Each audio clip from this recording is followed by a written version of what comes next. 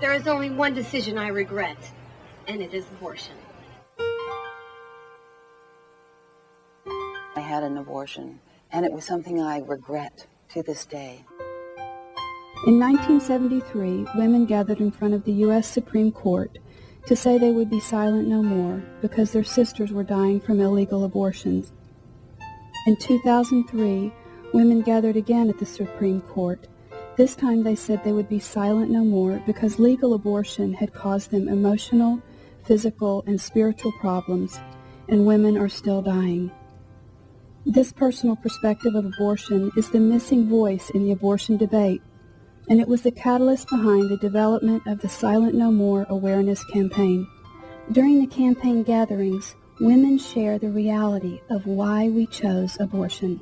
My story was one of a young girl that I was engaged and I became pregnant, and I was thrilled. I was so excited. And the father of my baby not only did not want that baby, but he harassed me and pressed me and pushed me. I folded. I was responsible for that abortion, but it wasn't a choice I wanted. The daddy didn't want it. He was making threats. That still wasn't reason enough. But Roe versus Wade had just passed, and my medical insurance paid for it, and that was real crazy now that I think back on it. But right after I did it, I began to wonder, did the baby feel it? Did it hurt? Was it a boy? Was it a girl? Everybody had told me that it was the only thing that I could do as a 16-year-old girl facing a crisis pregnancy. They wouldn't let me see my ultrasound. My mom said an abortion would be the best thing. The best thing for who? Not my baby, not me. She said it would end the pain I was in. Abortion did not end my pain, it began it. My husband said we couldn't afford another baby. When I refused to have an abortion, he threatened to leave us. I'd never seen him so angry. I knew he meant it. I decided to have my baby. I didn't think my boyfriend would have a problem with it, but to my surprise, the day that I told him, all of that came crashing down. He could not believe that I would even consider having the child. After, going through the discussion with him, and also after my father, who loved his daughter very much and knew that she had all these hopes and dreams, he convinced me and my boyfriend that abortion was my best choice.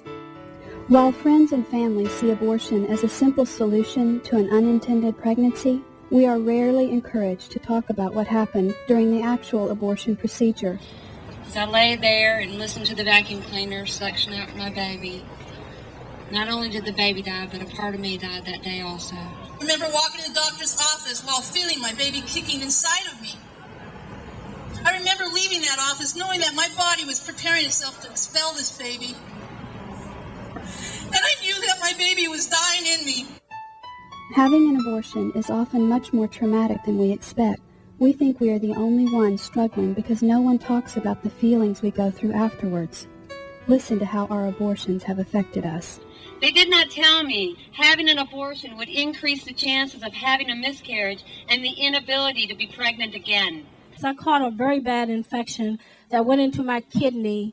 And for months, I was awakened in the night by screams, piercing in the night. They were mine. I had this one recurrent dream of this baby falling, and I'm trying to reach it, and I'd wake up screaming because it was always just out of my reach. Nobody told me that I would walk into this self-hatred that would drive me toward death. Nobody told me that I would use drugs to numb the pain, alcohol. Emotionally, I suffered from deep depressions, breakups with boyfriends, guilt, shame, anger, fear, and a sense of enduring worthlessness. I emerged from that healing institution with an invisible wound.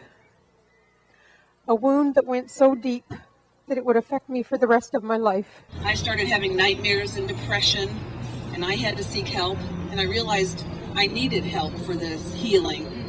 And I got it, and God's been good to me, and this ministry's been good for me.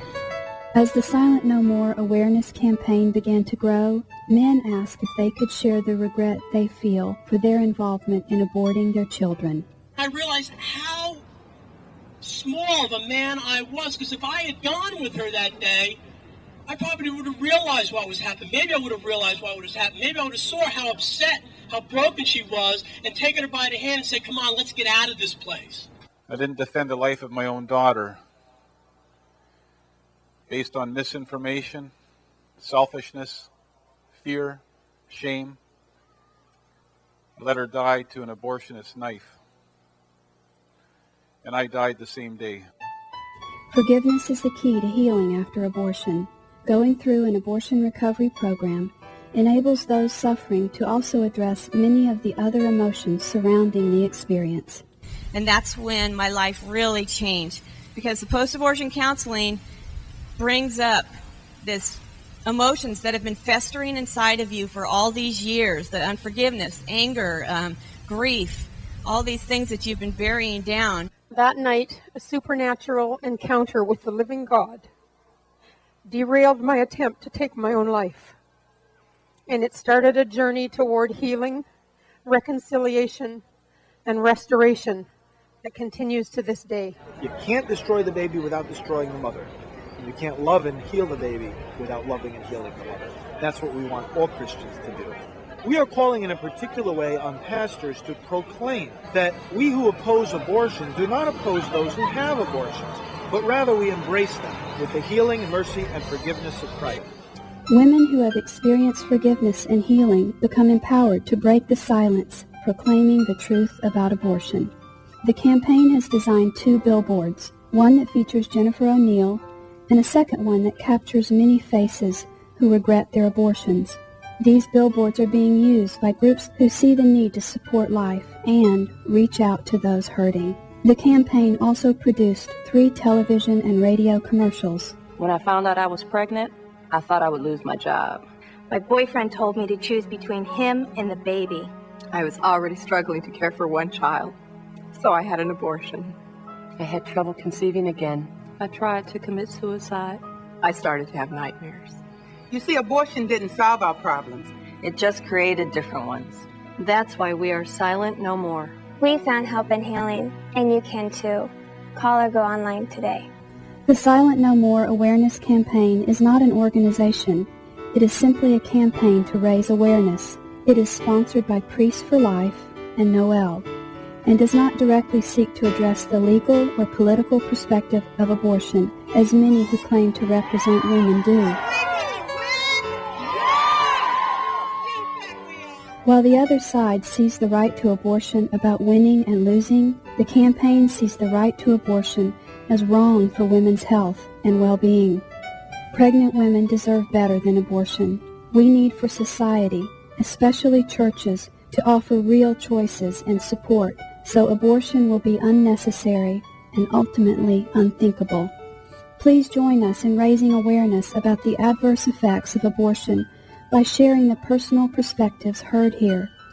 You could prevent another person from suffering the consequences of abortion and save a life. We are silent no more.